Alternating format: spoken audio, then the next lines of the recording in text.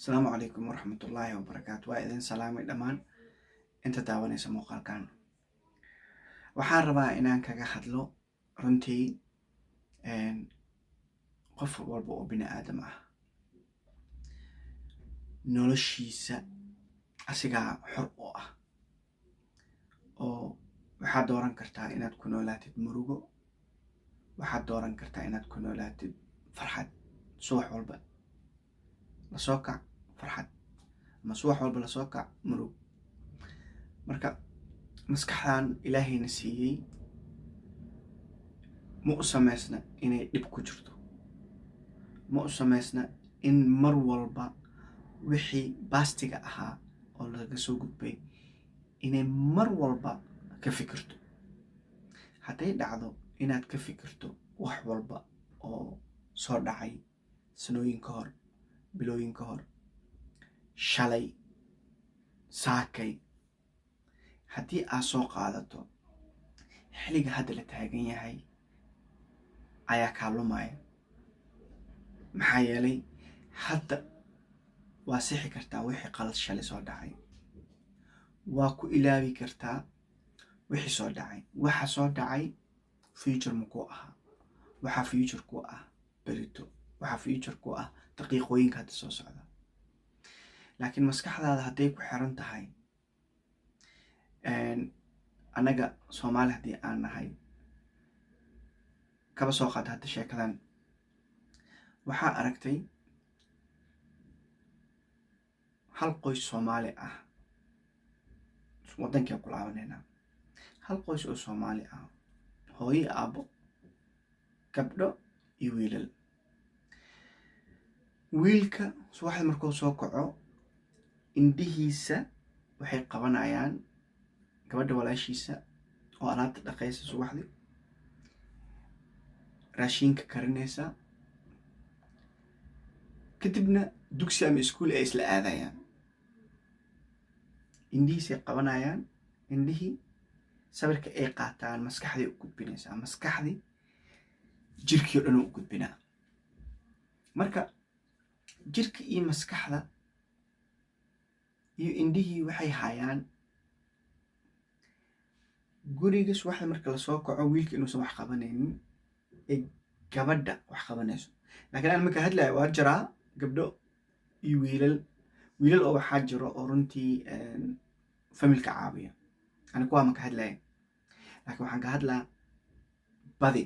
95% ama 98% waxaasa ka hadlaa, laakiin 2 iyo 3 badbaaday kama hadlaya. marka gabadhan ama wiilka mar walba wuxuu arkaa gabadhan, ayadana waxay is arkaysaa inay soo kacdo alaab dhaqitaanka, canjeero dubitaanka iyo dugsiga ama iskuulka la isla aadayo. xitaa haddaa xasuusatid waxaa la dhihi jiray mahmaah oo iska ciyaalka xaafaddaa jirtaan jeclahay, gabar qur-aankeeda yaasiin ma dhaafo. marka maskaxdii waxay haysaa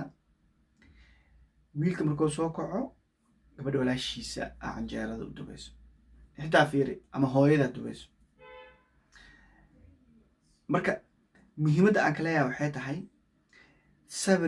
sawir walba oo maskaxdaada ay kusoo korto jirkanay u gudbinaysaa, adigii oo dhan marka waxaasaa ku noolaanaysaa. marka wiilkii wuxuu ku weynaanaa 18, 20, kadib wuu guursanaa. markuu guursado wuxuu isla markii haddana sawirkii gurigiisa oo kala imaaday oo ahaa gabadha inay soo kacdo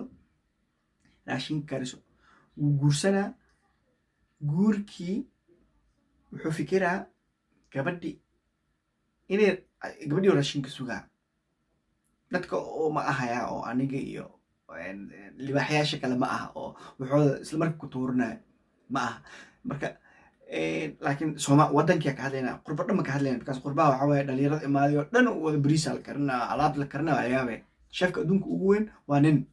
naag ma aha. sheefka adduunka ugu weyn waa nin. marka laakiin waxaan ka hadlaa aniga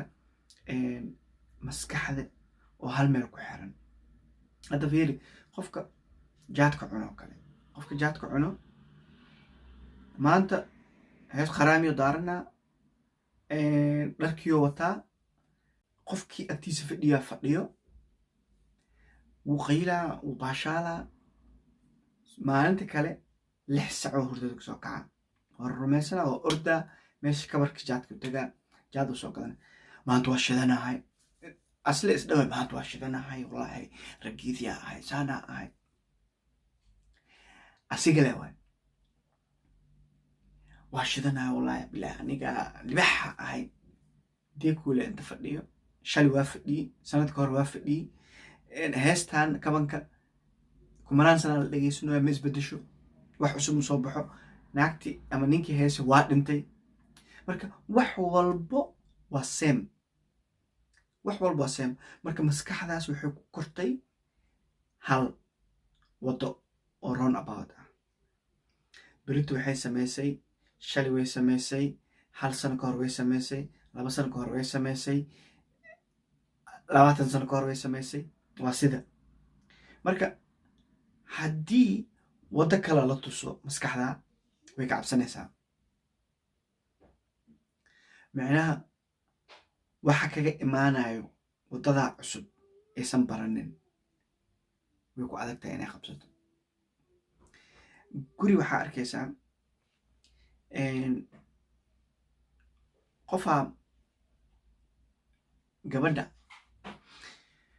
qofaa dhib haysta dhibkii sida oo uga baxo ma yaqaan dhibka sida oo uga baxo ma yaqaan laakiin wuxuu xalka raadinaa dadku inuu sheego because hadalkii 2 sano ku jiraa 3 sano ku jiraa 4 sano ku jiraa marka wuxuu isleeyahay beritay isbedelaysaa beridan bay isbedelaysaa maalintu xigtay isbedelaysaa waxay ku noqotay sanooyin badan ay ku noqotay marka haddaad ugu tala gasho maskaxdaada in keliya run aboutkaas ay ku wareegsato weligeeda ku wareegsanaanaysaa laakiin haddaa isku daydid in wixii aa furfurto oo xal aa keento waa keeni kartaa xalka adiguu kugu jiraa guriga xalkiisa adiguu kugu jiraa xalka noloshaada adiguu kugu jiraa marka waa in routiinka oo noloshaada waa ina wax ka bedeshaa nafsadaada horumarkeeda adigay ku sugaysaa ani ma aha ani nafsadaada makuu sameynaya adaa samaysanaysa adiga waay qofka bedelaya laakiin maanta haddaa guriga iska fadhisid oo dadkeena hadda soomaaliya ka bax inta dadka jooga guriga iskaga wada jiraan maxaa la dhahaa ama YouTube oo iska daawan ama Facebook waa qof oo maanta oo dhan madaxweynaha saan oo ah qabiilkayga sankaab dheer maanta oo dhankan oo iska fiirsanaa marka kii wuxuu ku naqanaa absisoo ku naqanaa gurigii wax dhan ma rabo marka qof kaaloo rabaa marka horumarka noloshaada ama maskaxdaada inay waxyaabo kale ay aragto jim aado soo orordo guriga ka baxdo aad bedeshid adigay ku sugaysaa howl ku taala waay haddii kale waxaa ku jiraanaysaa weligaaga inta aad ku jirta hadda waa idin salaama haddaa channelka ku cusub tahay subscribe noo saar walaalkiin Axmed Deeko Ramadaan Kariim